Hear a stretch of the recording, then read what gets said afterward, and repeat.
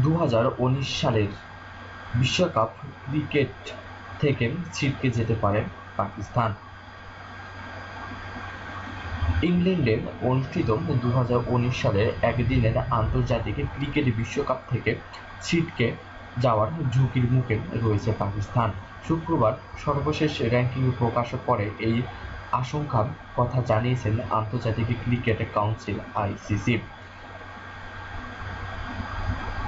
কেন এমন কথা বলছেন আন্তর্জাতিক ক্রিকেট কাউন্সিল (আইসিসির হিসাব অনুযায়ী বর্তমানে 89 পয়েন্ট নিয়ে বিশ্ব ক্রিকেটের দলগুলোর র্যাঙ্কিংয়ে 8 নম্বরে রয়েছে পাকিস্তান।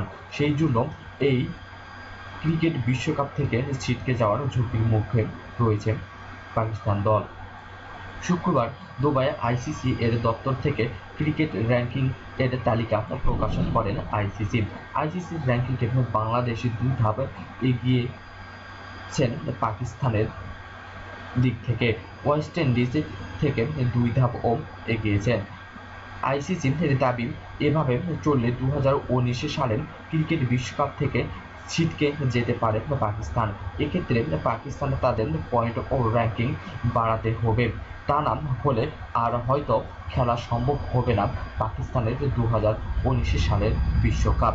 2019 সালের 30শে মে ইংল্যান্ডে অনুষ্ঠিত হচ্ছে ক্রিকেট বিশ্বকাপ, চলবে 15 জুলাই পর্যন্ত।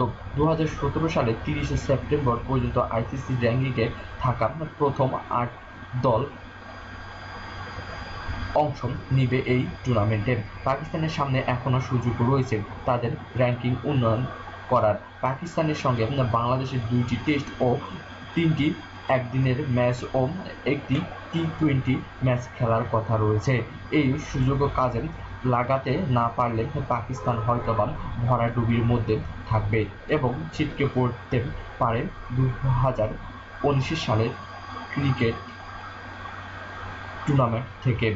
এখন শুধু দেখার অপেক্ষা রইল।